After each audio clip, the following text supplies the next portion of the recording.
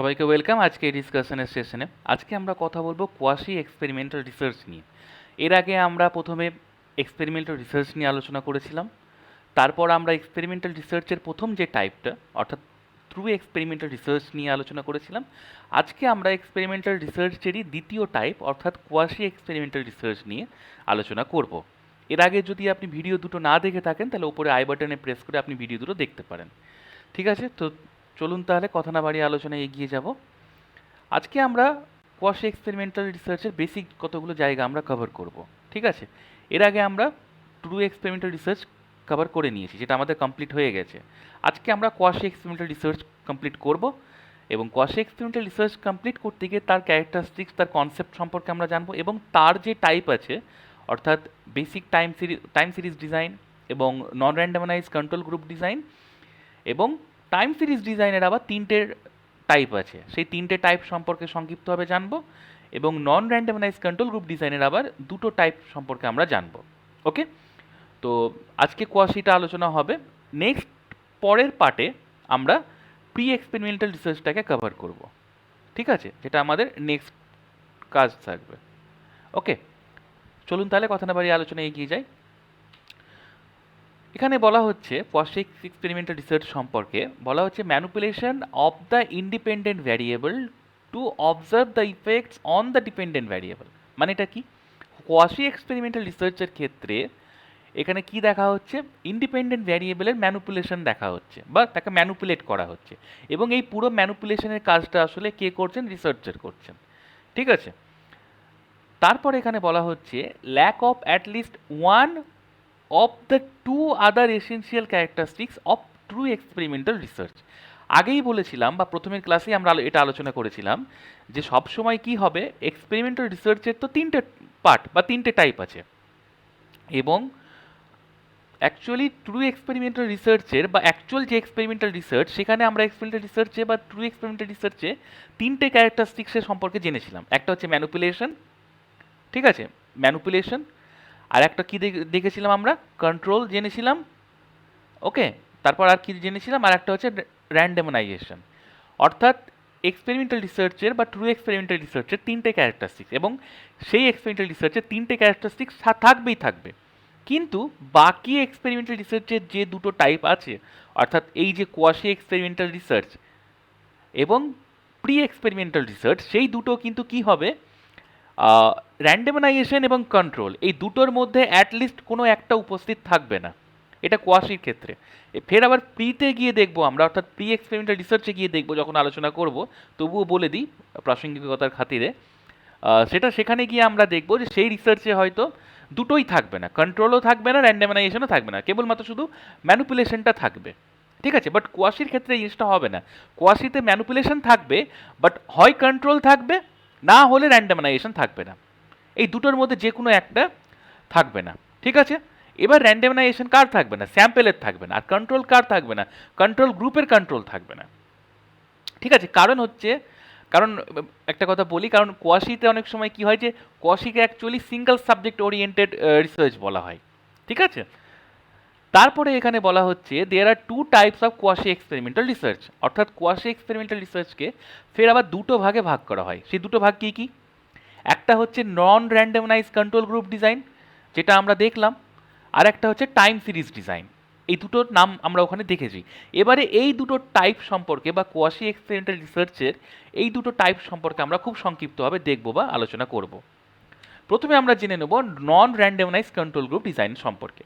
এখানে বলা হচ্ছে it is also known as the non equivalent control group design. মানে এই রিসার্চের ডিজাইনটাকে কি বলা হয়? নন ইকুইভ্যালেন্ট কন্ট্রোল গ্রুপ ডিজাইন বলা হচ্ছে। ঠিক আছে, এবার বলা হচ্ছে এখানে in this design experimental and control groups are selected without randomisation. মানে এটা কি? এই নন র্যান্ডমাইজ কন্ট্রোল গ্রুপ ডিজাইনে কি হয়, এক্সপেরিমেন্ট গ্রুপ এবং কন্ট্রোল গ্রুপ দুটো যে গ্রুপ রিসার্চার তো ক্রিয়েট করেন পপুলেশন থেকে স্যাম্পল সিলেক্ট করে, সেখানে কি হবে, সেখানে কোনো প্রকারের র্যান্ডম মেথড বা র্যান্ডমাইজেশন কিন্তু রিসার্চার ফলো করবেন না। ঠিক আছে, অর্থাৎ তিনি তার পক্ষপাতিত্ব দ্বারা ইন্টারফেয়ার করে বা তার বায়াসনেসের দ্বারা তিনি সেখান থেকে স্যাম্পলগুলো সিলেক্ট করবেন। বুঝে গেল কথা? অর্থাৎ নিরপেক্ষতার কোনো পদ্ধতি তিনি অবলম্বন করবেন না। অ্যাকচুয়াল স্যাম্পেলের মানে র্যান্ডমাইজেশনের ক্ষেত্রে এটা বলা হয় আর কি, সেটা তিনি করবেন না। আর এখানে কি বলা হচ্ছে, অ্যান্ড ডিপেন্ডেন্ট ভ্যারিয়েবল আর observe experimental as well as control groups before the intervention. তারপর কি করা হবে, এবার সেই ইন্ডিপেন্ডেন্ট ভ্যারিয়েবলটাকে অবজার্ভ করা হবে এক্সপেরিমেন্টাল গ্রুপ এবং কন্ট্রোল গ্রুপ হিসেবে। কখন? ইন্টারভেনশনের বা ম্যানুপুলেশনের আগে। ওকে, পরেও আবার করা হবে সেটা, কিন্তু এখানে আগে বলছে আর কি। তারপরে এখানে বলা হচ্ছে the experimental group receives treatment and after that post test observation of the dependent variable is carried out for both the groups to assess the effects of treatment on experiment group। মানে এটা কি, এখানে কি হবে, ট্রিটমেন্টটা কেবলমাত্র experiment গ্রুপই পাবে, but after the post test observation dependent variable is carried out both group to assess. এবার ডিপেন্ডেন্ট ভ্যারিয়েবলটা কি হবে, পোস্ট টেস্টের পর দুটো গ্রুপের ক্ষেত্রে কিন্তু অ্যাসেস করা হবে যে ট্রিটমেন্টের ইফেক্টটা এক্সপেরিমেন্টাল গ্রুপে কেমন হয়েছে বা হয়নি তার জন্য। ওকে, তারপর আমরা দেখে নেব যে নন র্যান্ডমাইজ কন্ট্রোল গ্রুপ ডিজাইনের স্ট্রাকচারটা কি। যদি আমরা স্ট্রাকচারটা দেখি তো প্রথমে আগেই বলা হয়েছিল যে এখানে কোনো র্যান্ডমলি সিলেক্টেড কোনো স্যাম্পল থাকে না। There is no random assignment or randomly assigned sample group in this research type of experimental research. Sorry, এবার কি হবে, রিসার্চার প্রথম কথা নন র্যান্ডমলি তিনি কোনো মানে র্যান্ডমলি অ্যাসাইন করে যে তিনি গ্রুপ সিলেক্ট করবেন তা তো তিনি করছেন না। এখানে তিনি নিজের পক্ষপাতিত্ব হোক বা এলোমেলো যেভাবেই হোক তিনি স্যাম্পল সিলেক্ট করে নিচ্ছেন, দিয়ে সেখান থেকে তিনি দুটো গ্রুপ ক্রিয়েট করছেন, একটা হচ্ছে এক্সপেরিমেন্টাল গ্রুপ এবং একটা হচ্ছে কন্ট্রোল গ্রুপ। এবার কি হচ্ছে, এটা গেল ফার্স্ট ফেজ। সেকেন্ড ফেজে গিয়ে তিনি দুটো গ্রুপকেই কি করছেন, তিনি কিন্তু প্রি টেস্ট দিচ্ছেন। ওকে, সেকেন্ড ফেজে প্রি টেস্ট দুটো গ্রুপকেই দিচ্ছেন, বাট ট্রিটমেন্ট দেওয়ার বিষয়ে থার্ড ফেজে গিয়ে তিনি কি করছেন, তিনি ট্রিটমেন্টটা কেবলমাত্র শুধু কিন্তু এক্সপেরিমেন্টাল গ্রুপকেই তিনি কিন্তু প্রোভাইড করছেন। ওকে, বাট কন্ট্রোল গ্রুপকে তিনি কোনো প্রকারের ট্রিটমেন্ট তিনি দিচ্ছেন না। ঠিক আছে, এটা গেল থার্ড ফেজ। ফোর্থ ফেজে গিয়ে উনি আবার কি করবেন বা রিসার্চার কি করবেন, ইন্ডিপেন্ডেন্ট ভ্যারিয়েবলের প্রভাবটা ডিপেন্ডেন্ট ভ্যারিয়েবলে পড়েছে কি পড়েনি সেটা অ্যাসেস করার জন্য বা মেজার করার জন্য তিনি এবার ফোর্থ ফেজে গিয়ে তিনি পোস্ট টেস্ট করাবেন বা একটা টেস্ট বা কি বলবো আর কি কোশ্চেনে যাই হোক তিনি করিয়ে ইন্ডিপেন্ডেন্ট ভ্যারিয়েবলের প্রভাবটা ডিপেন্ডেন্ট ভ্যারিয়েবলের উপর কতটা পড়েছে সেটা তিনি মেজার করে নেবেন বা তিনি মাপবেন। এবার যদি একটা রিয়েল লাইফ এক্সাম্পলে দেখি তাহলে কীভাবে যেতে পারি, আমাদের সেই প্রথমে এক্সাম্পলে আমরা ফিরে যাই যেটা আমরা আলোচনা করেছিলাম যে রিসার্চার কী করবেন, একজন রিসার্চার হয়তো বিএড ট্রেনিংয়ের প্রভাবটা টিচিং পারফরমেন্সের উপর তিনি তার ইফেক্ট দেখতে চান। ঠিক আছে, তো তিনি কি করলেন, 100 জন শিক্ষককে তিনি নির্বাচন করলেন এবং তিনি উইদাউট র্যান্ডমাইজেশন সিলেক্ট করলেন। তারপর তিনি সেখান থেকে দুটো গ্রুপ 50-50 করে দুটো স্যাম্পল গ্রুপ তিনি ক্রিয়েট করে দিলেন। সেখানে একটা হলো R1 হলো এক্সপেরিমেন্টাল গ্রুপ এবং R2 হচ্ছে কন্ট্রোল গ্রুপ। ঠিক আছে, তারপর তিনি কি করলেন, সেকেন্ড ফেজে গিয়ে তিনি একটা কোয়েশ্চেনিয়ারের মাধ্যমে তাদের প্রি টেস্ট নিয়ে নিলেন যে তাদের বিএড সম্পর্কে কোনো ধ্যান ধারণা আছে কি নেই সেটা জানার জন্য। ওকে, সেকেন্ড ফেজে এটা তিনি করলেন এবং এই কাজটা তিনি দুটো গ্রুপের জন্যই তিনি কিন্তু করলেন। তারপর থার্ড ফেজে গিয়ে বা তৃতীয় পর্যায়ে তিনি কি করবেন, তিনি এবার বিএড ট্রেনিংটা অ্যাজ এ ট্রিটমেন্ট তিনি এবার এক্সপেরিমেন্টাল গ্রুপকে তিনি দিলেন বা প্রোভাইড করলেন, বাট তিনি কন্ট্রোল যেহেতু করবেন তিনি সেহেতু তিনি কি করলেন, তিনি এখানে কন্ট্রোল গ্রুপের জন্য তিনি এখানে কিন্তু কোনো প্রকারের ট্রিটমেন্ট তিনি প্রোভাইড করলেন না, নো ট্রেনিং। ওকে, তারপর তিনি ফোর্থ ফেজে গিয়ে কী করছেন, ফোর্থ ফেজে গিয়ে তিনি ইন্ডিপেন্ডেন্ট ভ্যারিয়েবলের প্রভাবটা ডিপেন্ডেন্ট ভ্যারিয়েবলের ওপর কতটা পড়েছে সেটা অ্যাসেস করার জন্য, অর্থাৎ কি বিএড টিচিংয়ের বা বিএড এডুকেশনের প্রভাবটা টিচিং পারফরমেন্সের ক্ষেত্রে কতটা প্রভাব বিস্তার করেছে সেটা মাপার জন্য তিনি আবার নতুন একটা কোয়েশ্চেনিয়ার দিয়ে তিনি একটা পোস্ট টেস্ট করিয়ে নিলেন। এইভাবে তিনি ইন্ডিপেন্ডেন্ট ভ্যারিয়েবলের প্রভাবটা ডিপেন্ডেন্ট ভ্যারিয়েবলের উপর কতটা পড়েছে সেটা তিনি মেপে নিলেন। ওকে, তো হচ্ছেটা কি দেখুন, আসলে কোয়াশি এক্সপেরিমেন্টাল একটা কথা মনে রাখতে হবে যে দুটোর মধ্যে একটা থাকবে না, হয় র্যান্ডমাইজেশন থাকবে না, না হলে কন্ট্রোল থাকবে না। আর যদি কন্ট্রোল থেকেছে তো র্যান্ডমাইজেশন থাকবে, র্যান্ডমাইজেশন না থাকলে কন্ট্রোল থাকবে। তো এইভাবে অল্টারনেটিভ হবে, বাট দুটোর মধ্যে যে কোনো একটা থাকবে না কোয়াশির ক্ষেত্রে। ঠিক আছে, তো এই হচ্ছে নন র্যান্ডমাইজ কন্ট্রোল গ্রুপ ডিজাইন, যেটা একটা কোয়াশি এক্সপেরিমেন্টাল রিসার্চের একটা টাইপ। এবারে আমরা নন র্যান্ডমাইজ কন্ট্রোল গ্রুপের ডিজাইনের দুটো টাইপ সম্পর্কে জানবো। দুটো টাইপ কি কি, একটা হচ্ছে non equivalent control group post test only design. আগে বলি, ভালো করে লক্ষ্য করবেন, পোস্ট টেস্ট অনলি ডিজাইন। দ্বিতীয় টাইপটা হচ্ছে non equivalent control group pre test post test only design. শব্দের মধ্যেই সংজ্ঞা লুকিয়ে আছে। কি হবে, আগে নন র্যান্ডমাইজ কন্ট্রোল গ্রুপ ডিজাইনের যে মানে ক্যারেক্টারিস্টিক্স বা বৈশিষ্ট্য আমরা দেখলাম বা যে ধারণাটা পেলাম, অ্যাকচুয়ালি দুটোর ক্ষেত্রেই সমান। বাট হবেটা কি, এই যে non equivalent control group post test only design আছে না, এখানে কেবলমাত্র পোস্ট টেস্ট করা হচ্ছে, কোনো প্রকারে প্রি টেস্ট কিন্তু করা হবে না।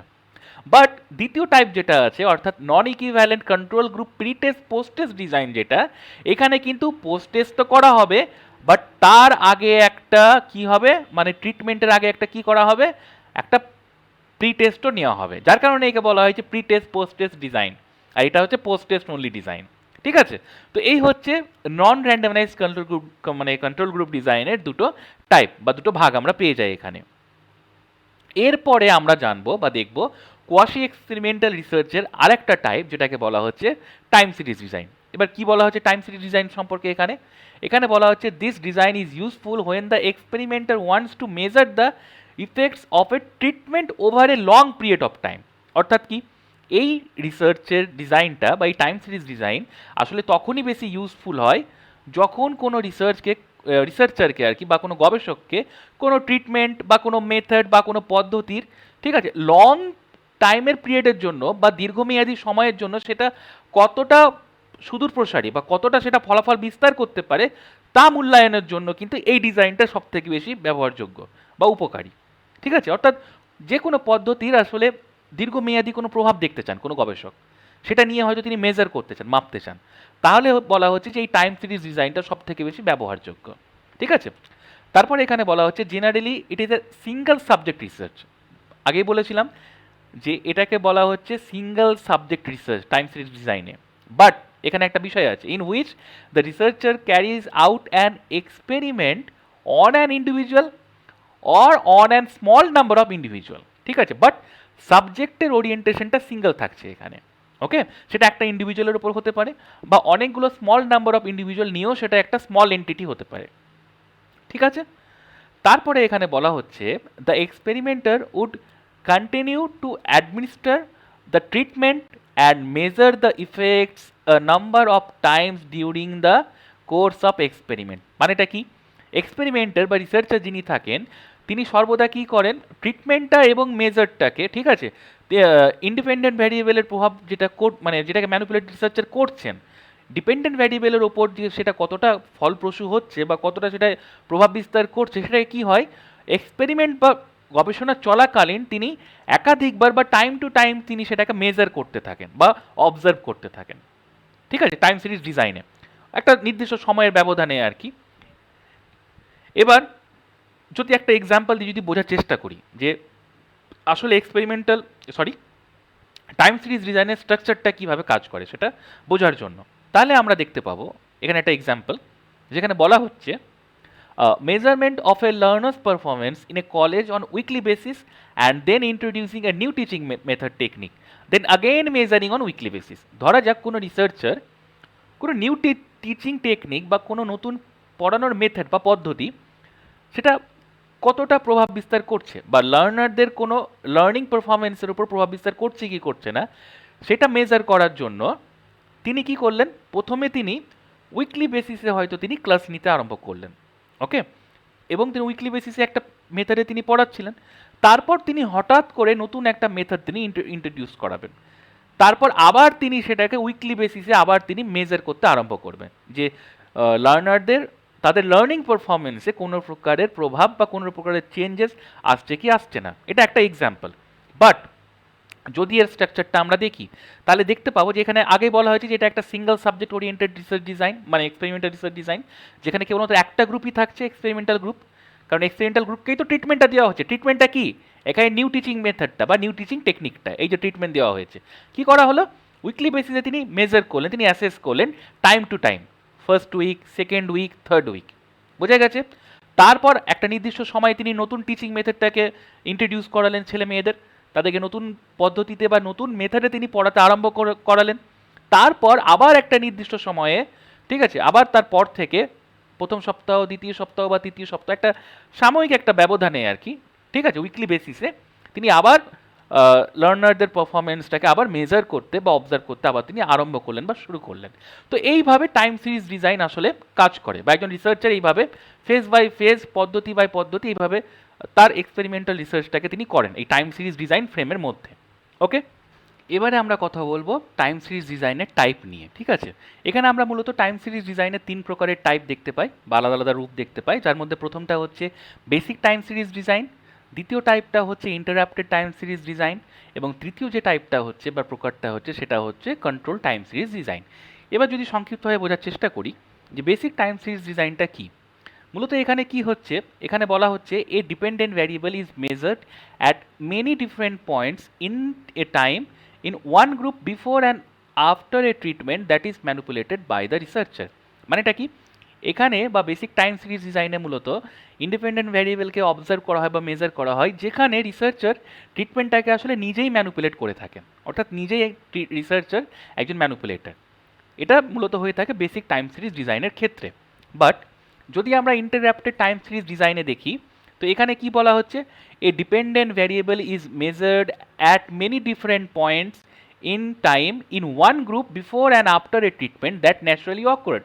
মানে এটা কি, এখানে ডিপেন্ডেন্ট ভ্যারিয়েবলকে অবজার্ভ করা হচ্ছে বা মেজার করা হচ্ছে নানান ক্ষেত্রে বা নানান পয়েন্টে একটা সিঙ্গেল গ্রুপে আর কি, এবং মানে আফটার ট্রিটমেন্ট এবং বিফোর ট্রিটমেন্ট কি হচ্ছে, যেগুলো ন্যাচারালি অকার্ড হচ্ছে বা প্রাকৃতিকভাবে ঘটছে, যার কারণে একে দেখবেন, এই যে আপনার কথাটা দেখুন, ইন্টারাপ্টেড টাইম সিরিজ ডিজাইন বলা আছে। ইন্টারাপ্টেড মাঝে ইন্টারাপ্ট করছে, ইন্টারফেয়ার করছে, বাট এটা কি হচ্ছে, ন্যাচারালি ইন্টারফেয়ার করছে, না রিসার্চার করছেন না কোনো প্রি প্ল্যানিংয়ের থ্রুতে এটা করা হচ্ছে।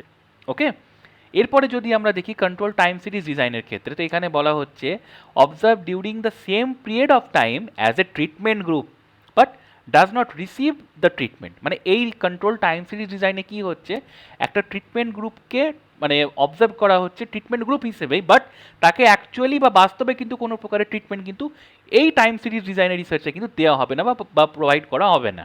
ঠিক আছে, তো এইভাবে এই 3টে টাইম সিরিজ ডিজাইনের একটা বেসিক কনসেপ্ট বা আমরা একটা ধারণা পাই। তো আশা করি আজকে আমরা কোয়াশি এক্সপেরিমেন্টাল রিসার্চ কমপ্লিট করলাম। এর আগে আমরা ট্রু এক্সপেরিমেন্টাল রিসার্চ এবং এক্সপেরিমেন্টাল রিসার্চ আমরা কমপ্লিট করেছি, এবং নেক্সট পার্টে আর কি আমরা চেষ্টা করব প্রি এক্সপেরিমেন্টাল রিসার্চ নিয়ে আলোচনা করার, তাহলে আমাদের এক্সপেরিমেন্টাল রিসার্চের জায়গাটা পুরোপুরি কভার হয়ে যাবে। এবং ভিডিওটি যদি আপনি পুরোটা দেখে থাকেন তার জন্য আপনাকে অনেক অনেক ধন্যবাদ। চ্যানেলে নতুন এসে থাকলে সাবস্ক্রাইব করে নেবেন, লাইক দেবেন এবং শেয়ার করবেন। ভালো থাকবেন।